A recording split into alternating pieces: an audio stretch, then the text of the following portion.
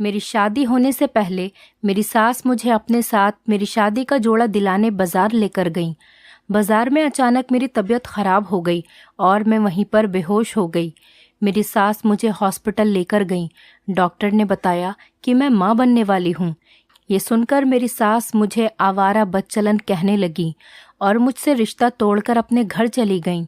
मुझे नहीं पता था कि मेरे साथ ये सब किसने किया है। मैंने इस बच्चे को जन्म देने का सोचा। 9 महीने बाद जब बच्चे का जन्म देने का समय हुआ तो डॉक्टर ने पूछा कि इस बच्चे के पिता का क्या नाम है। ये सुनकर मेरे पैरों तले ज़मीन खिसक गई। हॉस्पिटल के सबसे बड़े डॉक्टर ने कहा कि मैं हूँ इस बच्चे का पिता।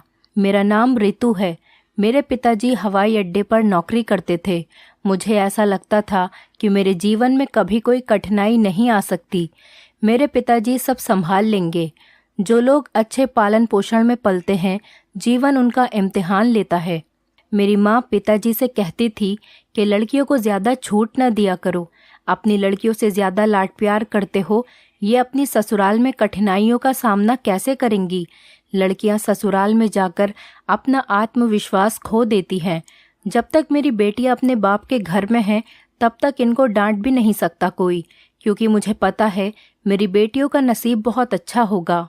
उस वक्त मैं 12वीं कक्षा में थी। भैया की शादी हो गई थी और भाभी के आने से घर में बहुत रौनक थी। उन्हीं दिनों हमारे मोहल्ले में एक लड़का आया था जिसके बारे में किसी को कुछ पता नहीं था। सुना था कि वो अपनी बहन की तलाश में आया है।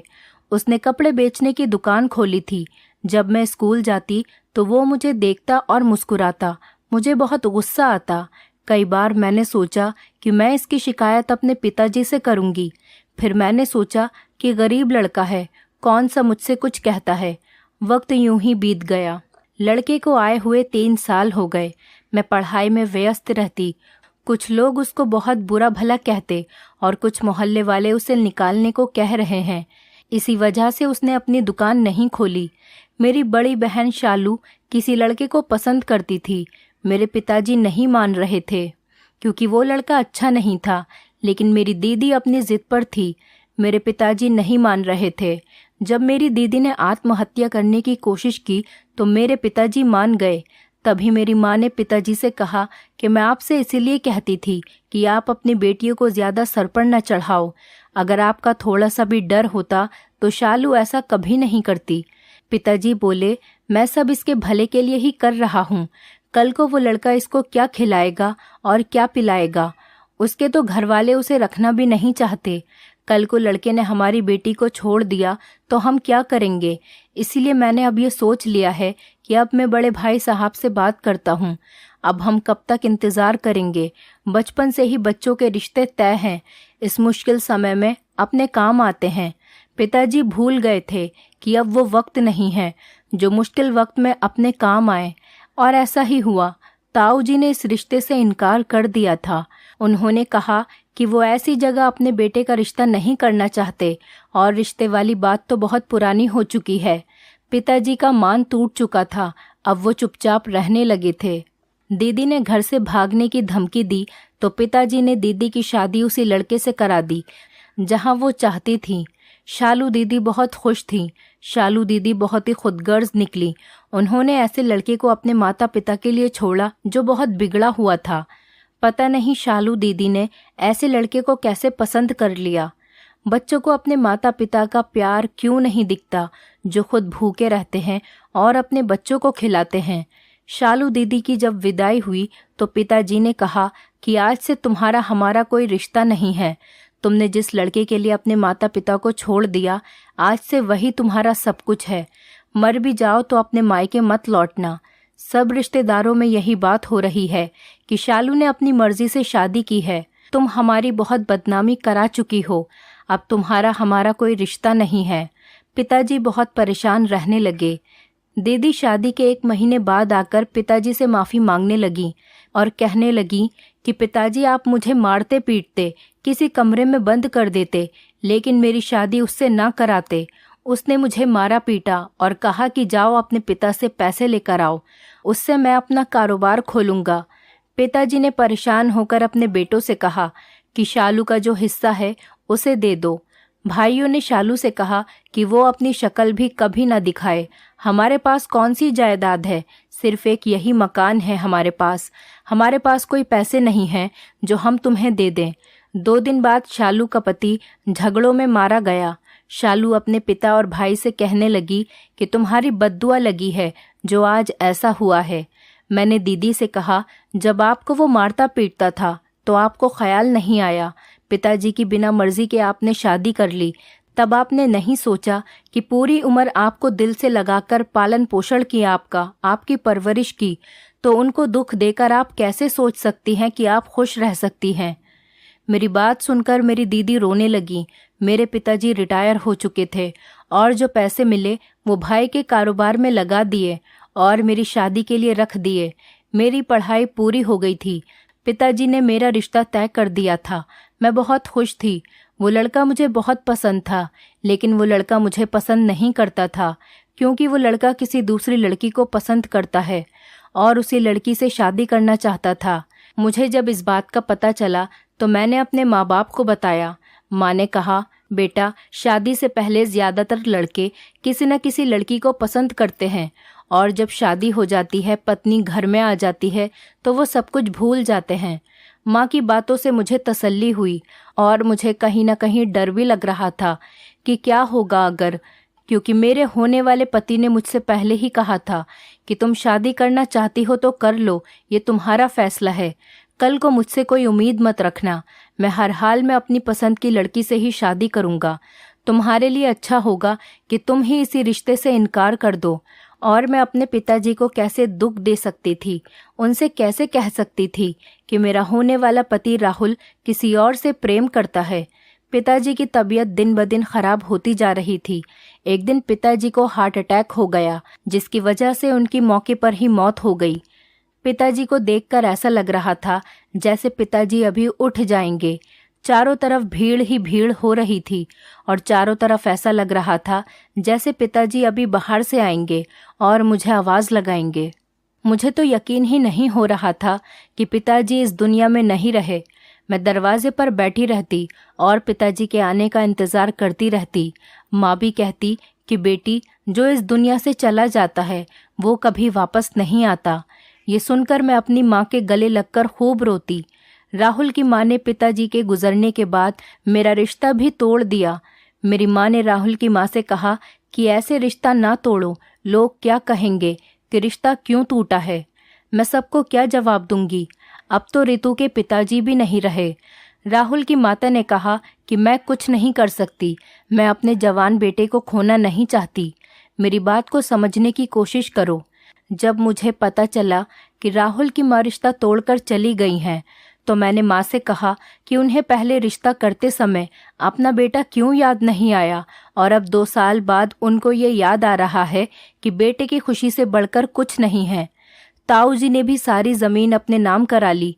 बुआ ने भी कोई कसर नहीं छोड़ी। वो हमारी बहनों की इज्जत खराब करती रहीं और सब ने हमें अकेला छोड़ दिया था। जिसे जो करना था वो कर रहा था।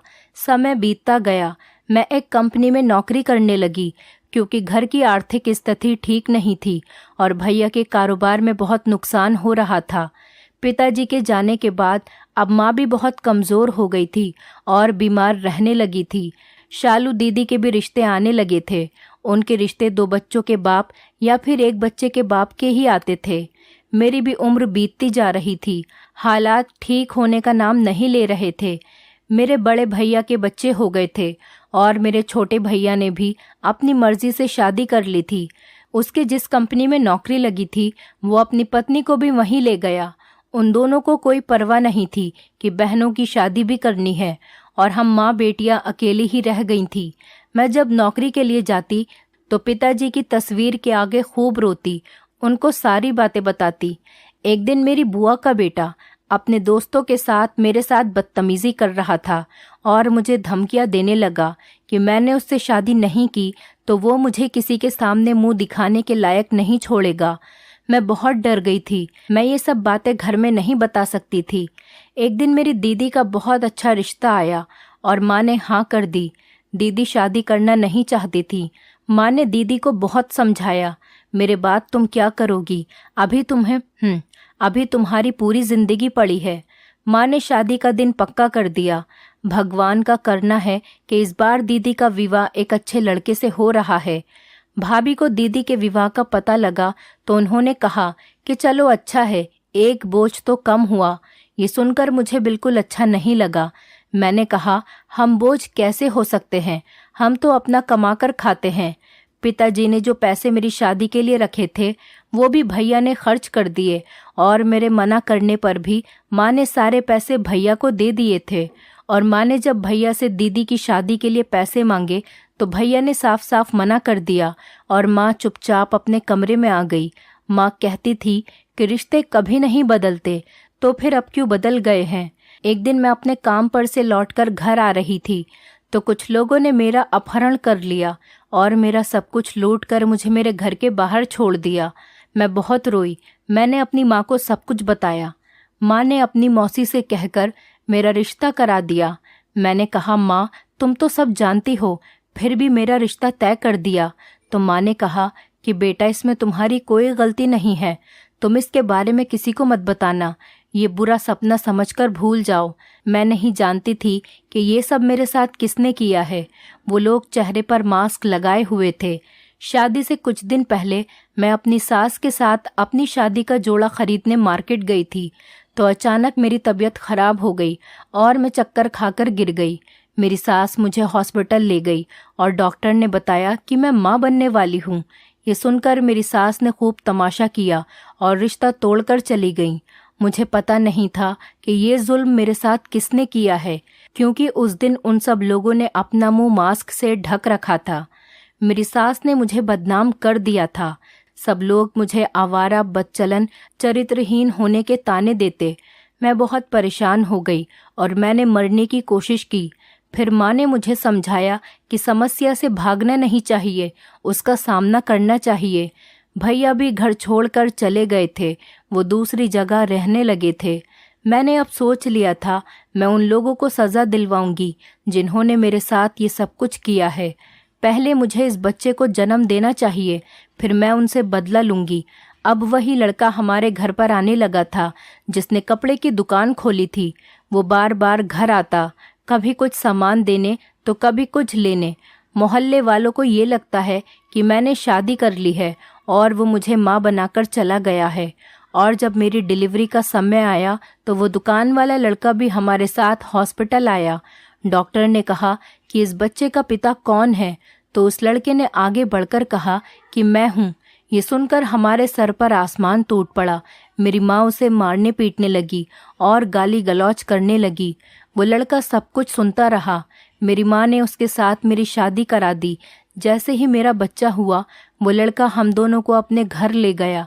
मैं उसका मकान देखकर हैरान रह गई। उस घर में एक बूढ़ी औरत थी। जब मैं उस बूढ़ी औरत के पास गई तो वो मेरी कंपनी की मालकिन निकली। जैसे वो मुझसे मिलने आई मैं एकदम से उससे दूर हो गई। मुझे खुद से भी नफरत होने लगी और मैंने सोच लिया कि मैं इनके बच्चे को देकर यहाँ से दूर चली जाऊंगी। ये लोग मेरे साथ ऐसा कैसे करके खुश रह सकते हैं। इन लोगों ने मुझे मेरे घर वालों की नज़रों में ही गिरा दिया। मेरे पति का नाम कपिल था। कपिल मुझसे बहुत प्यार करता और उसकी दादी अपने पोते से बहुत प्यार करती, लेकिन सच तो ये था कि मैं अपने पति से बहुत नफरत करती थी। एक दिन मैंने कपिल से कहा कि मैं तुमसे डाइवोर्स लेना चाहती हूँ, मैं तुम जैसे घटिया आदमी के साथ नहीं रहना चाहती। कपिल ने कहा कि मैं तुमसे बहुत प्यार करता हूँ और पिछले 5 साल से मैं तुम्हें प्यार करता आ रहा हूँ, मैं गलत नहीं हूँ। तो मैंने उससे कहा कि तुम एक नाजायज़ बेटे हो, तुम जैसा आदमी मैंने इस दुनिया में नहीं देखा। ये सुनकर कपिल को बहुत गुस्सा आया और कपिल मेरे गाल पर एक थप्पड़ मारकर कमरे से बाहर चला गया। ये सब बातें कपिल की माँ ने सुन ली और वो मेरे पास आई और कहा कि मेरे बेटे ने तुम्हारे साथ कुछ नहीं किया है, उसने तो खुद तुम्हारी इज्जत बचाई है। ये लो तुम्हारी मेडिकल रिपोर्ट्स, इसमें तुम्हारे मुजरिम का नाम लिखा है। तुम्हें दुनिया के तानों से बचाया है। मेरे बेटे ने तुम्हारे नाजायज़ बेटे को अपना नाम दिया है। मेरा जायज़ बेटा होते हुए भी आज तक नाजायज़ सुनता आया है।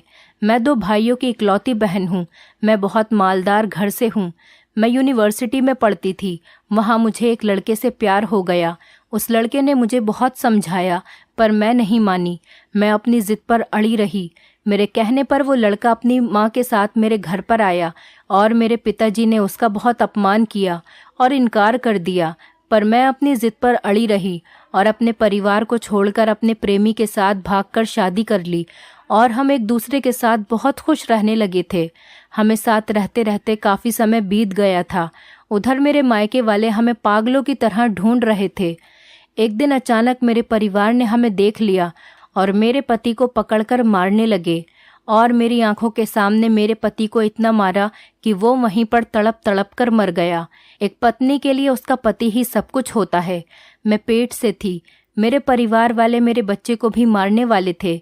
मैंने अपने बेटे को अपनी सहेली के पास छोड़ दिया। वो उसी के पास रहता था। मैं छुपते छुपाते अपने बेटे से मिलने जाती थी।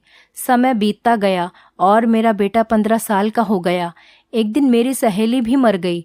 फिर मेरे बेटे को सारी सच्चाई पता चल गई। ये सब सुनकर वो कहीं चला गया और मैं उसे इधर उधर ढूंढती फिरती।